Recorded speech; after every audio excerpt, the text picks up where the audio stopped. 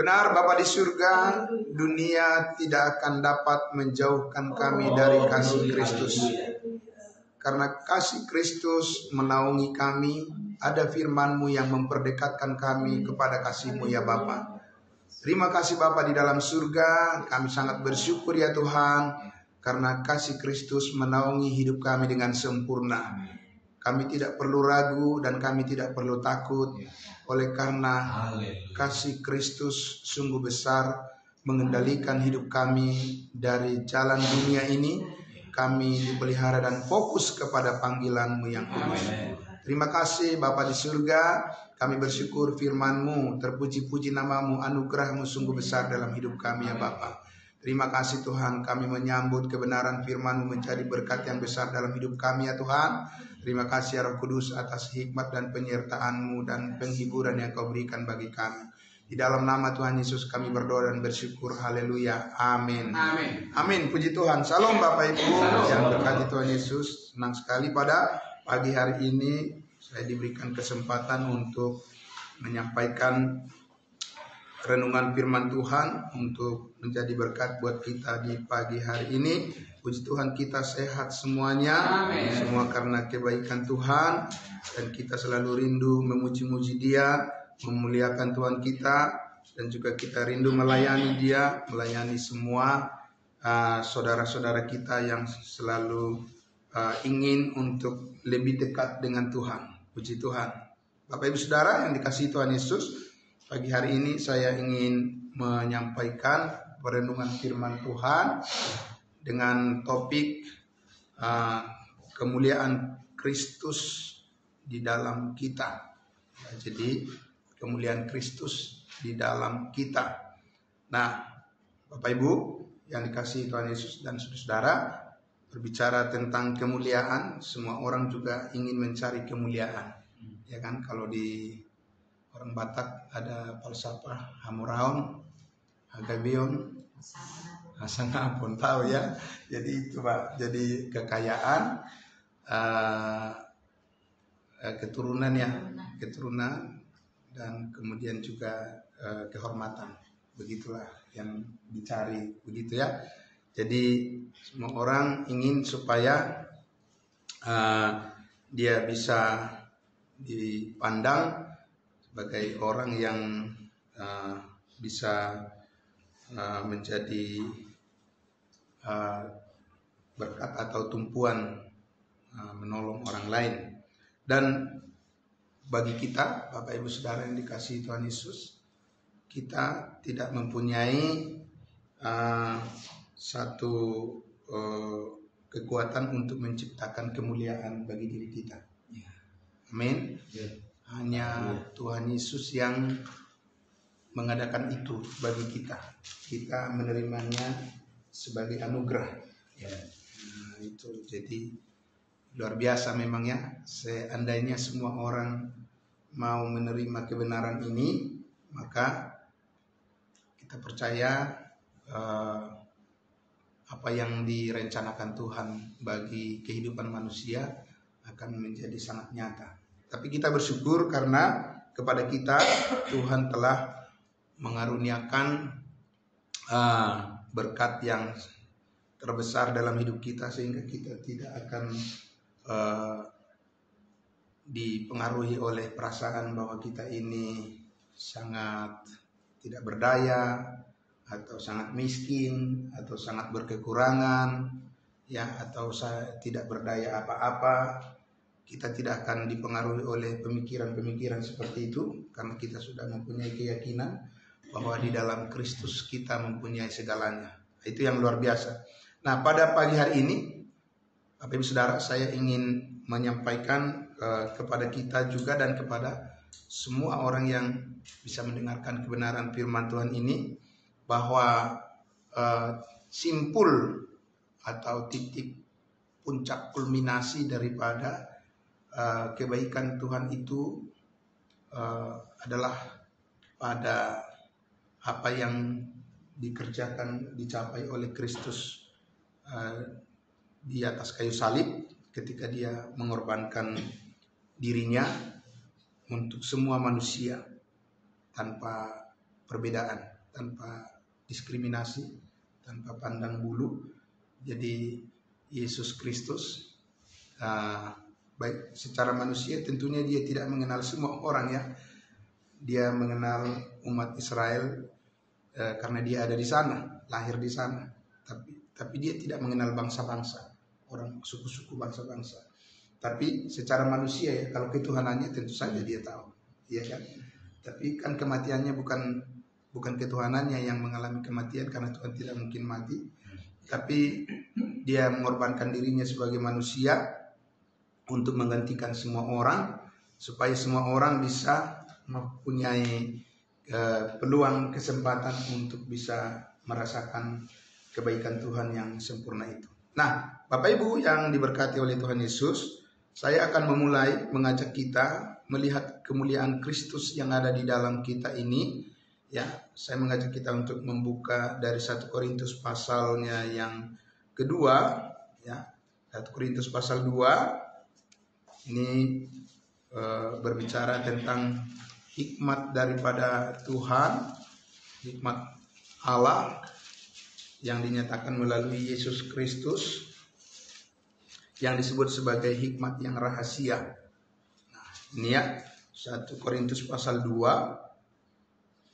Saya akan membaca mulai dari ayat 6-nya sampai ayatnya yang ke-8. Kita mulai dari sini. Ya. Saya baca, dikatakan, sungguh pun demikian kami memberitakan hikmat di kalangan mereka yang telah matang. Nah, ini sangat luar biasa ya. Yaitu hikmat yang bukan dari dunia ini, dan yang bukan dari penguasa-penguasa dunia ini, yaitu penguasa-penguasa yang akan ditiadakan.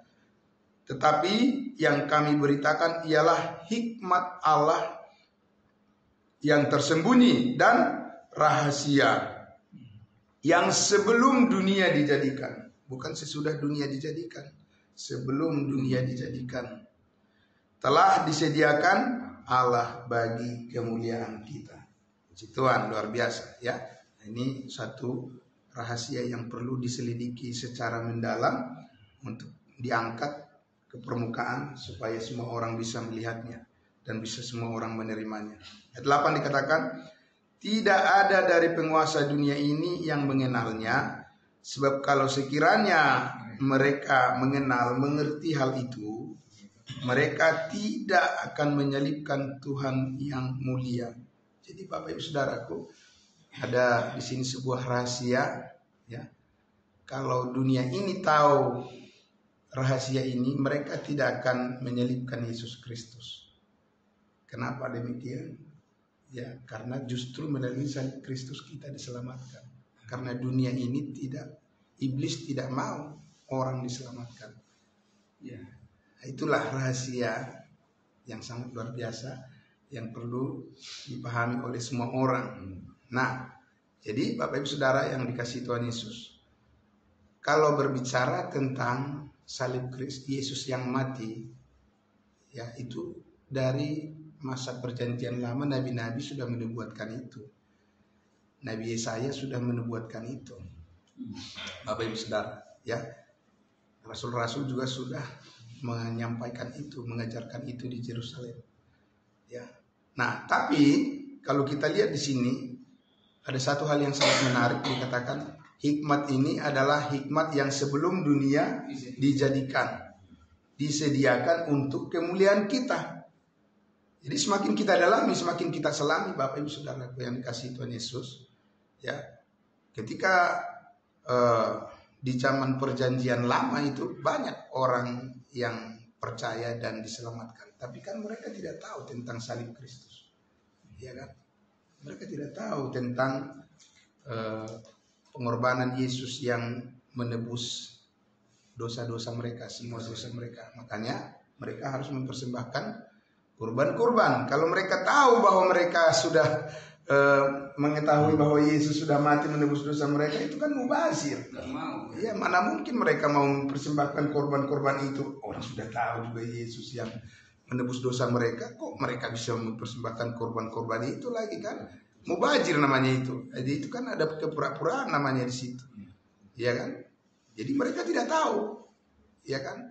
Tapi mereka percaya kepada firman Tuhan yang memerintahkan supaya mereka mempersembahkan korban-korban sebagai tebusan dosa mereka. Tapi itu adalah simbolik, ya kan, dari hakikat yang sebenarnya adalah gambaran daripada anak domba Allah, Yesus Kristus lah yang sebenarnya yang dimaksudkan oleh Allah. Dan sekarang kitalah yang mengetahui itu, dan kitalah yang mengerti hal itu, ya.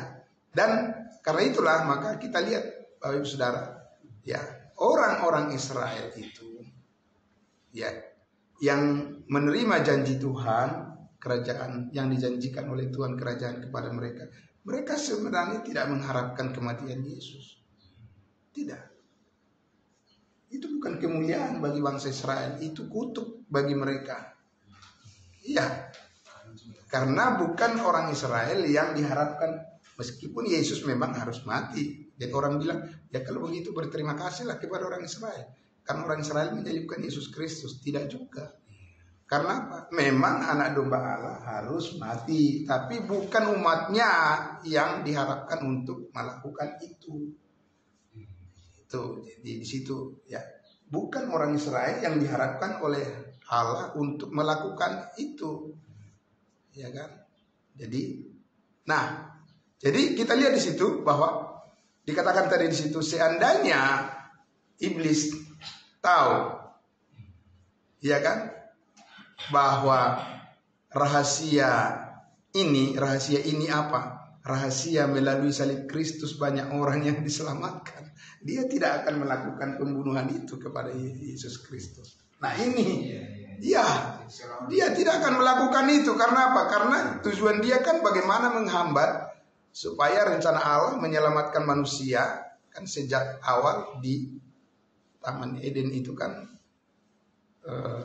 Tuhan sudah katakan kepada perempuan itu bahwa keturunan, Kejadian 3:12 ya Pak Pendeta ya, keturunanmu ya kan akan mematuk. Ya, mematuk tumitnya, tapi keturunan perempuan itu akan meremukkan kepala si iblis kan. Iblis kecolongan. Ya, tapi kecolongan benar, dan justru itu banyak, itu rahasianya. Jadi banyak orang saat ini kalau saya tanya orang tahu rahasia ini nggak bakalan mau dia dipermainkan oleh iblis. Karena apa? Sudah ada rahasia yang dibukakan bahwa dia tertipu oleh dirinya sendiri, bukan Tuhan yang menipu dia. Dia yang tertipu oleh rencananya dia sendiri. Karena Tuhan itu punya hikmat yang dalam, ya kan? Tidak akan bisa terselami jalan-jalan Tuhan itu.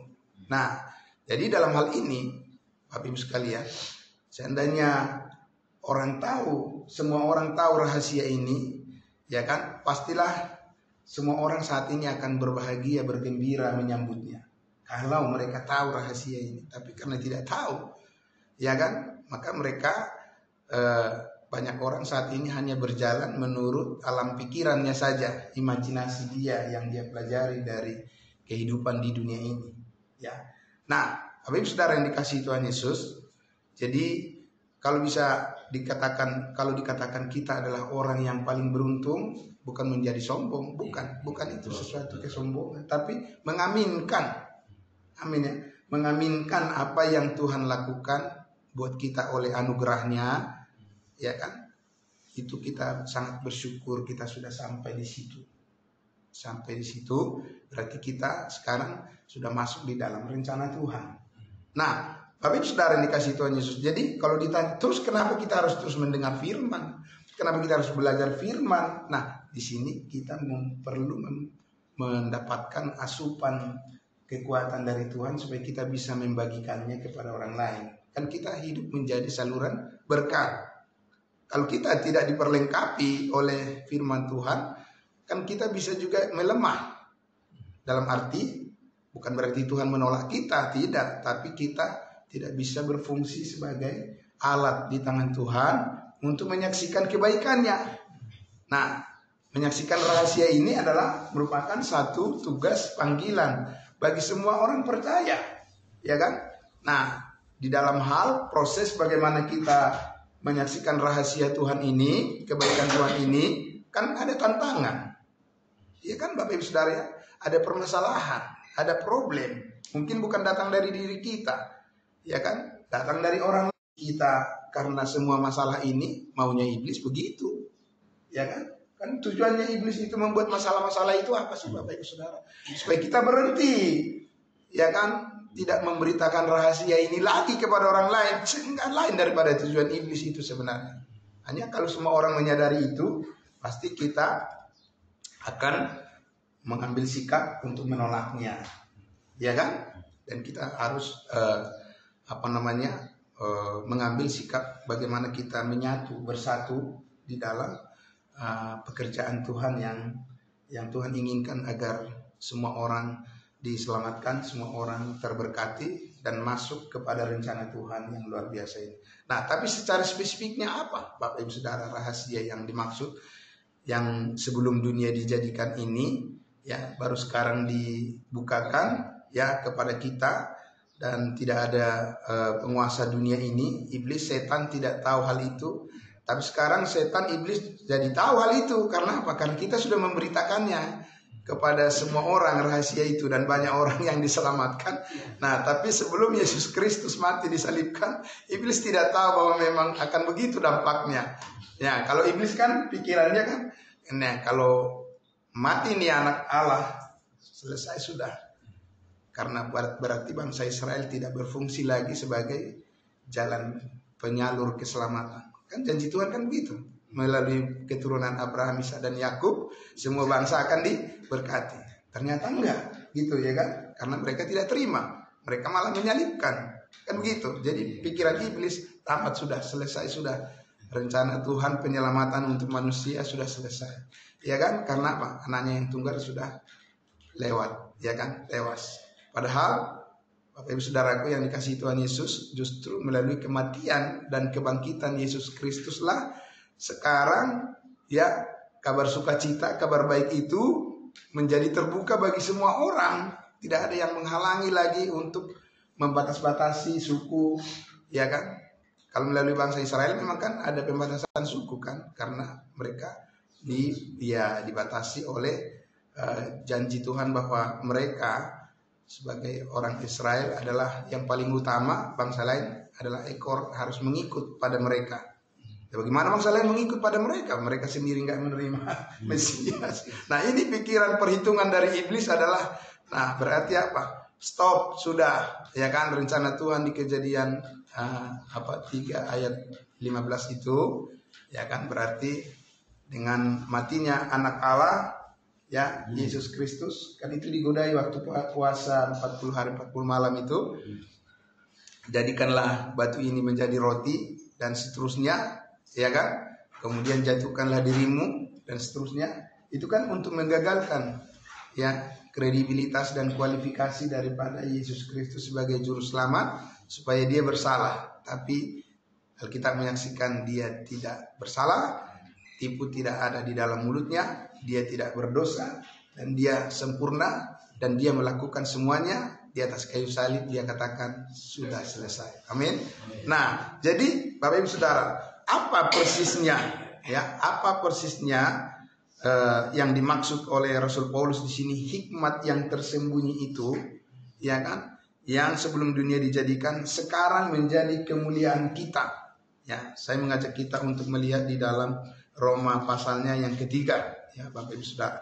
Banyak hal yang mau disampaikan, ya berkat dari 1 Korintus pasal 2 ayat 7 tadi. Tapi kita akan melihat saja dulu secara spesifik karena waktu yang terbatas.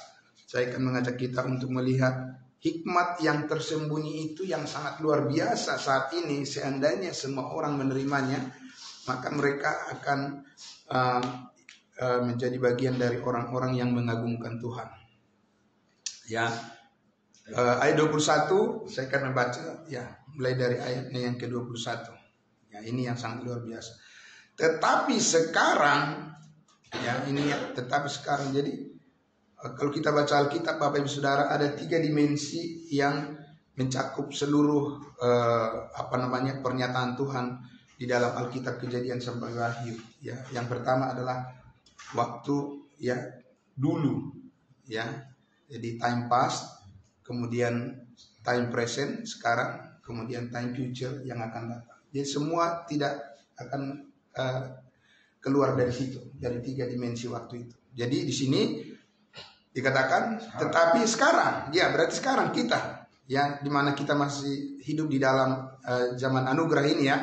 Nah, tetapi sekarang tanpa hukum Taurat kebenaran Allah telah dinyatakan. Bapak Ibu Saudara, tidak bisa di zaman sebelum Yesus Kristus disalibkan tidak bisa dikatakan tanpa hukum Taurat orang Israel menerima kebenaran. Mana bisa? Mereka harus hidup di dalam hukum Taurat. Iya, tidak bisa tanpa hukum Taurat. Bagaimana kita berkhotbah kepada orang Israel? Tanpa hukum Taurat kamu akan menjadi benar. Ya, bisa mati kita, dirajam kita dengan batu. Ya kan? Iya, karena memang mereka harus hidup di bawah hukum Taurat. Karena itulah perjanjian Allah sebelum digenapi oleh darah Kristus sebagai perjanjian baru kan. Nah, itu.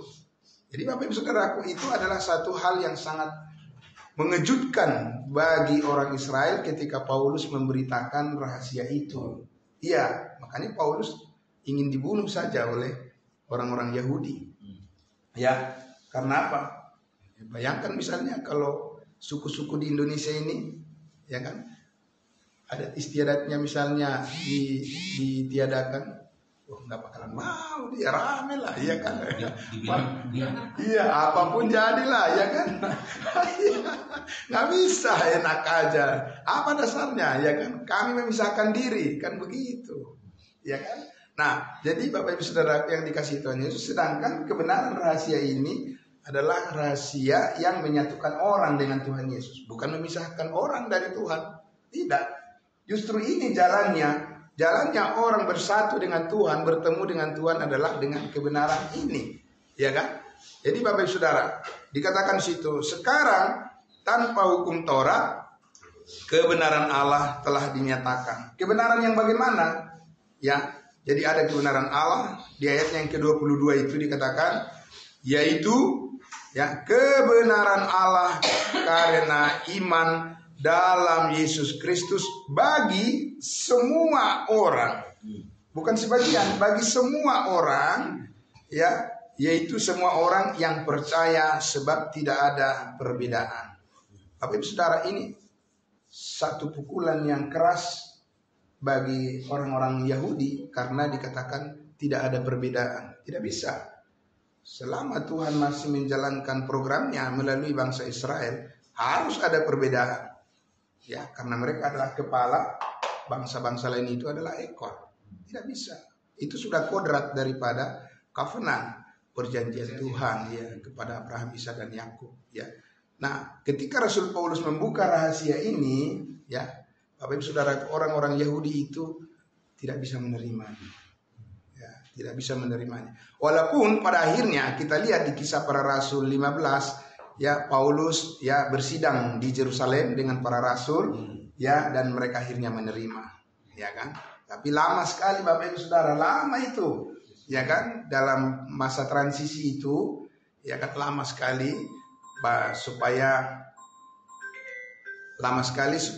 rahasia ini menjadi fokus daripada ya pemberitaan untuk bangsa-bangsa lain sebagai sumber berkat rahasia, ya kan, di mana semua orang boleh menerima kelimpahan anugerah Allah tanpa perbedaan. Ya.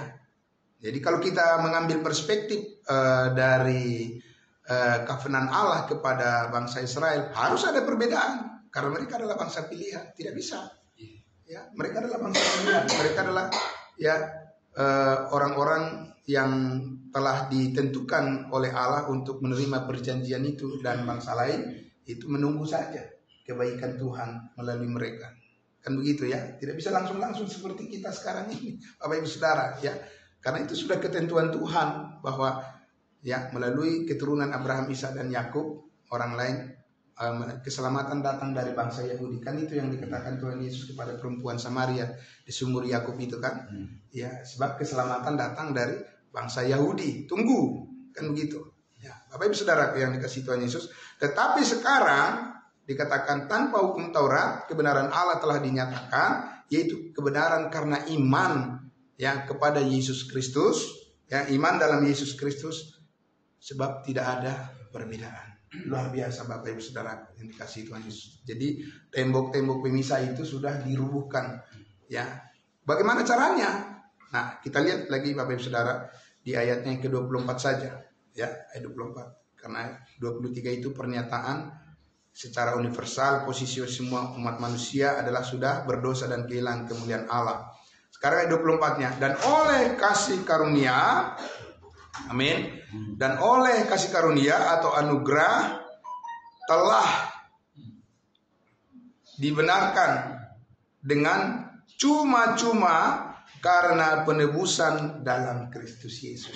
Nah, inilah Bapak Ibu Saudara. Ya. Kalau kita lihat Bapak Ibu Saudara,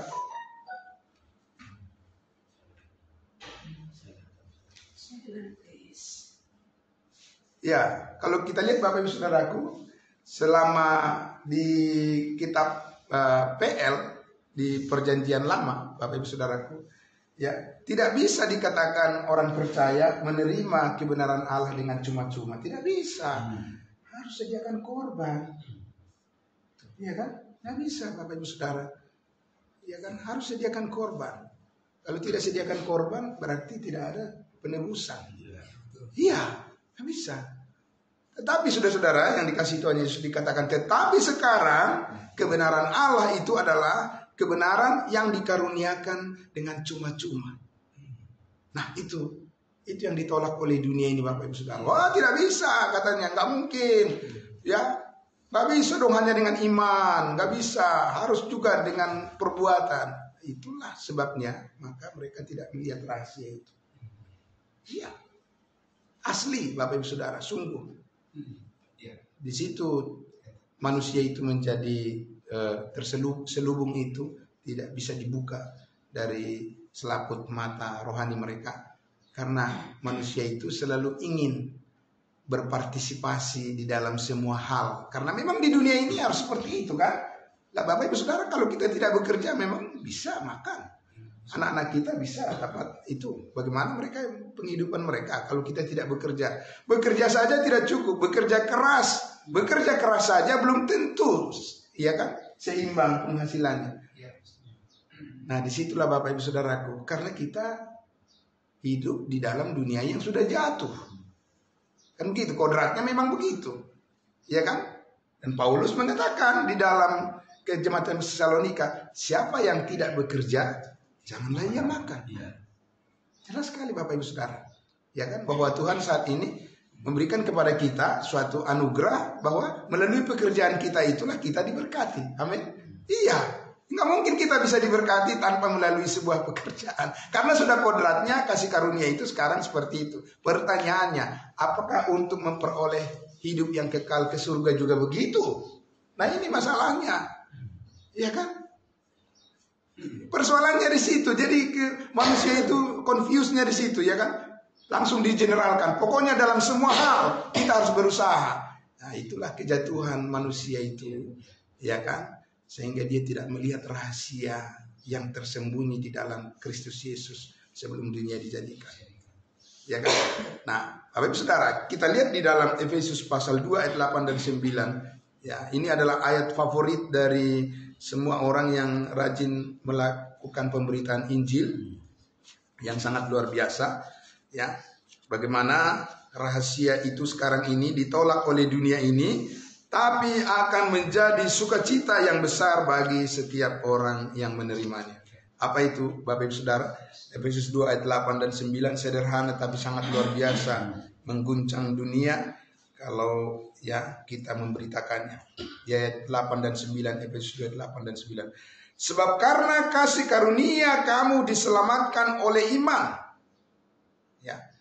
Tapi kalau kita lihat di dalam Alkitab yang berbahasa Inggris, King James Version dikatakan sebenarnya through faith, ya, melalui iman. Ya kan? Jadi ada saluran. Maksudnya tidak semua orang menerima kasih karunia itu kecuali dia membuka hatinya untuk menerima. Ya. Sebab karena kasih karunia kamu diselamatkan melalui iman, itu bukan hasil usahamu tetapi pemberian Allah. Haleluya, puji Tuhan. Amin. Ini saudaraku, ayat 9 dikatakan itu bukan hasil pekerjaanmu. Jangan ada orang yang memegahkan. Bapak Ibu Saudara yang dikasihi Tuhan Yesus, kemuliaan Kristuslah yang melakukan ini semua untuk kita. Inilah kemuliaan kita, karena tadi dikatakan karena penebusan oleh darah Kristus yang tertumpah di atas kayu salib. Kita sekarang mempunyai sesuatu yang paling berharga yang tidak kita usahakan. Amin. Saya ulang sekali lagi, dalam hidup ini banyak yang kita peroleh, barangkali kita menyertakan usaha.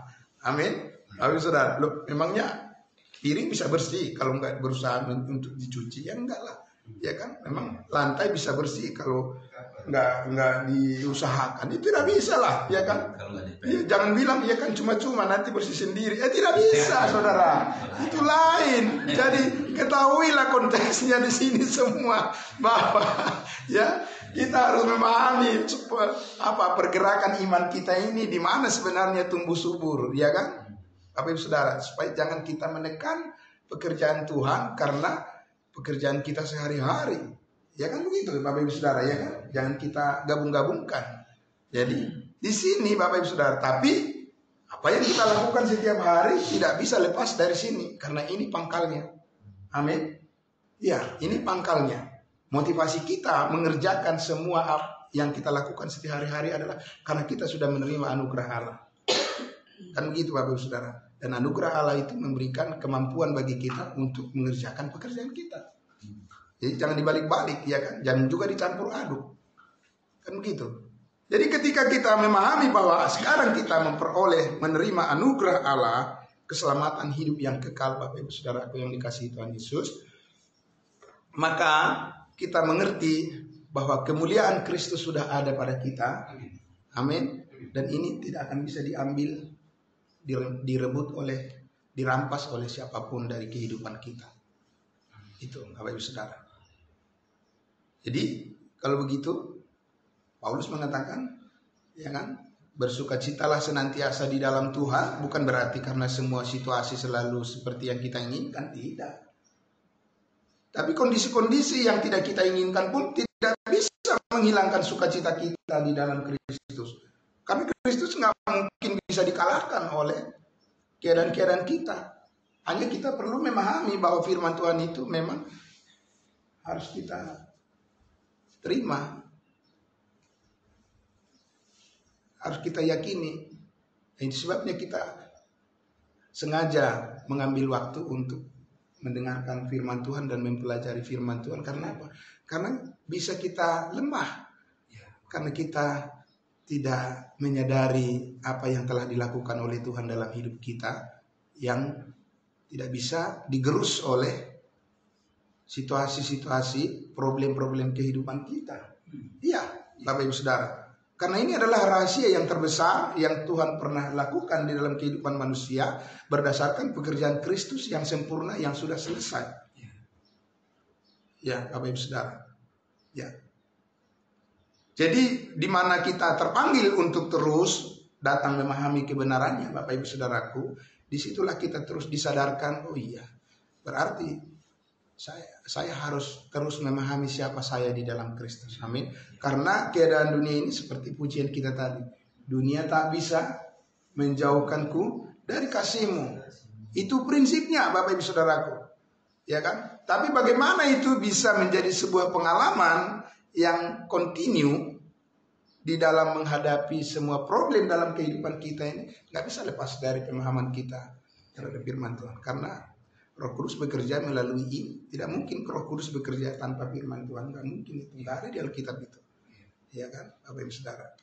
Ya, makanya kalau kita lihat doa Rasul Paulus itu adalah, semoga aku berdoa supaya kamu memahami betapa panjangnya, betapa lebarnya, betapa tingginya, betapa dalamnya, betapa luasnya kasih Kristus itu. Memahami, Bapak Ibu Saudara.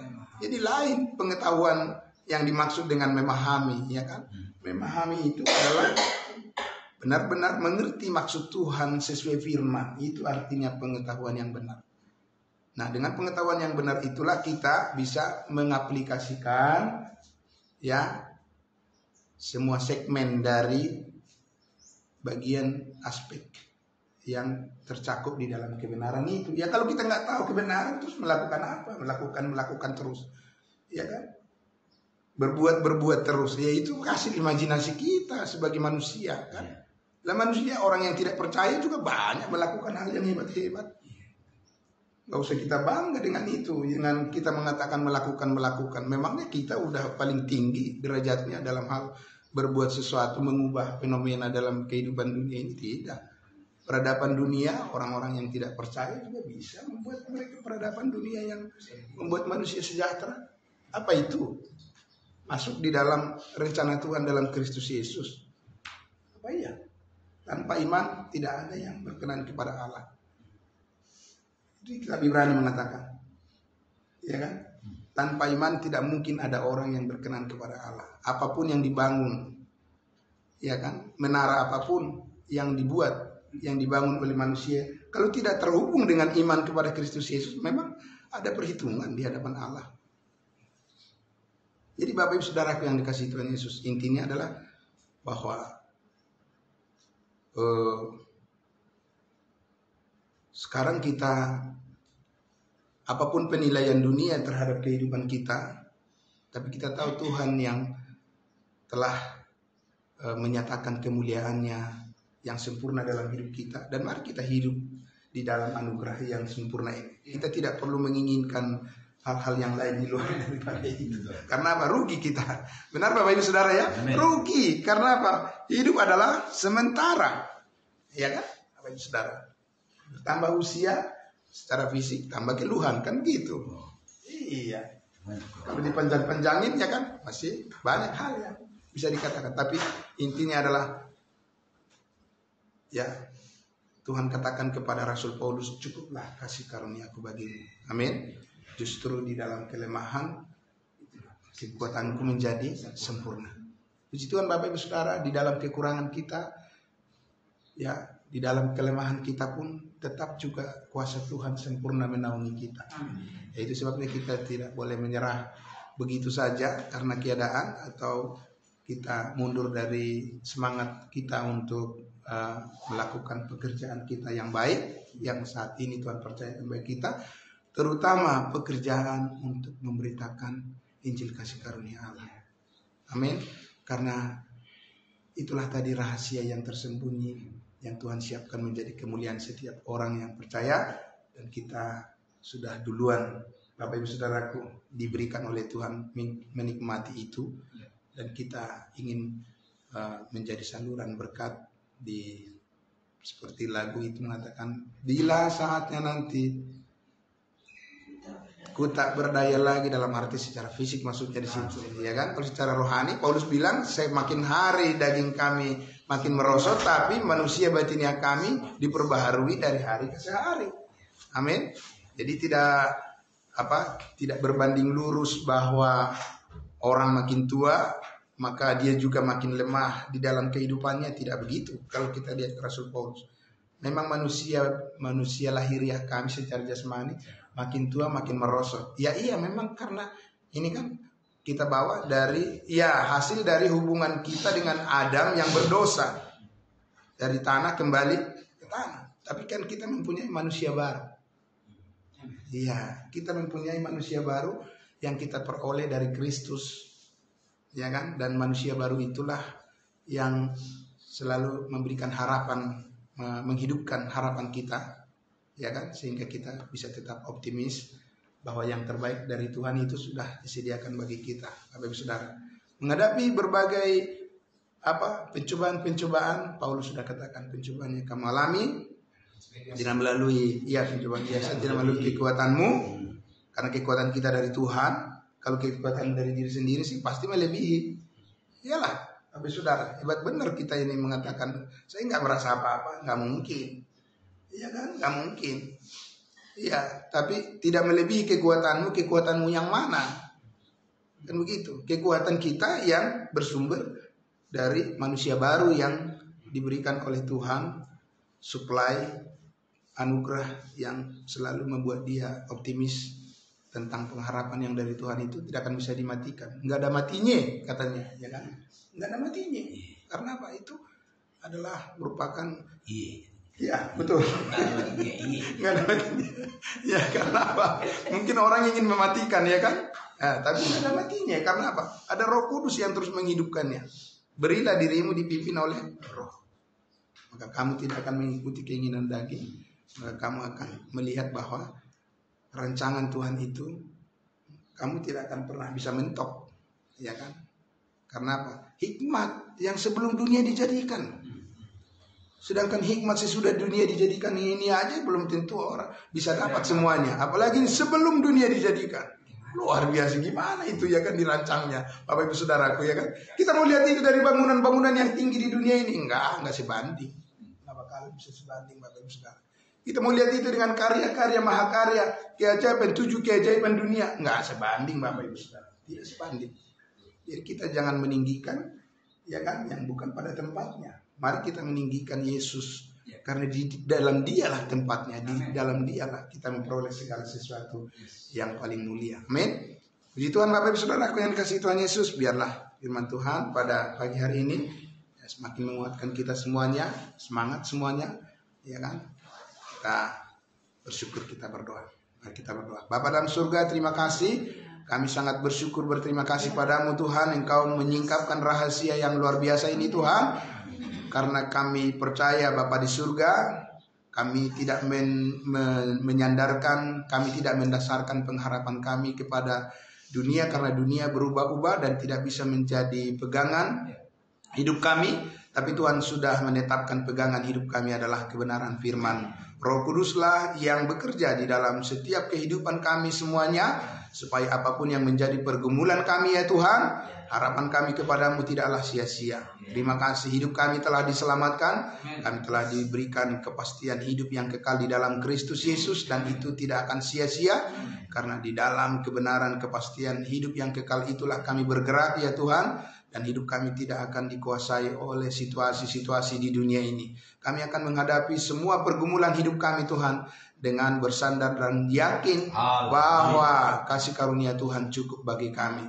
Terima kasih Bapa, anugerah-Mu yang sangat luar biasa. Terpuji Engkau kekal selamanya, diberkati semua yang mendengarkan firman-Mu, dimuliakan Engkau kekal selamanya. Dalam nama Tuhan Yesus kami berdoa. Haleluya. Amin. Amin. Terima kasih. Saya kembalikan kepada Ibu Gustini memimpin kita selanjutnya. Iya, silakan.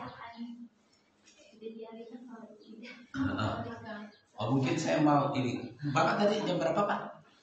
Jam 11. Oh iya. Sedikit lagi.